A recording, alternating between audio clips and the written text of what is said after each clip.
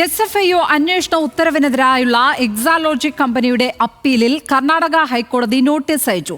SFIO ഡയറക്ടർക്കും കേന്ദ്ര സർക്കാരിനുമാണ് notice അയച്ചിരിക്കുന്നത്. വിവരങ്ങളുമായി ഷപ്ന ചേരുന്നു ലീഗൽ ഡെസ്കിൽ നിന്ന്. ഷപ്ന, ഈ നോട്ടീസിൽ പറയുന്ന കാര്യങ്ങൾ എന്തൊക്കെയാണ്?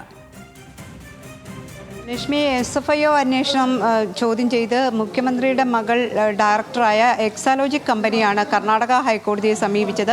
കർണാടക ഹൈക്കോടതിയുടെ സിംഗിൾ ബെഞ്ച് ഈ ആവശ്യം നിരസിച്ചിരുന്നു. തുടർന്നാണ് ഡിവിഷൻ ബെഞ്ചിൽ അപ്പീൽ സമർപ്പിച്ചത്.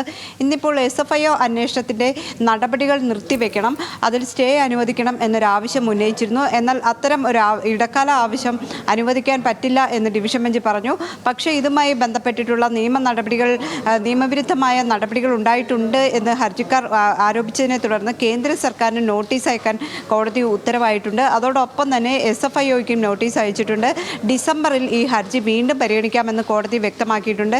ഈ ഹർജിക്കാർ തന്നെ ഉന്നയിച്ചിരുന്നത് നിരവധി തവണ ഇതുമായി ബന്ധപ്പെട്ട അന്വേഷണത്തിൻ്റെ ഭാഗമായി രേഖകൾ ഹാജരാക്കിയിരുന്നു. ഇല്ലാത്ത സേവനത്തിൻ്റെ പേരിൽ എക്സാലോജിക് കമ്പനി CMRൽ നിന്ന് 1.72 കോടി രൂപ കൈപ്പറ്റി എന്നായിരുന്നു ആരോപണം. ഇതുമായി ബന്ധപ്പെട്ട് 2024 ജനുവരിയിൽ SFIOയുടെ അന്വേഷണം ആരംഭിച്ചു.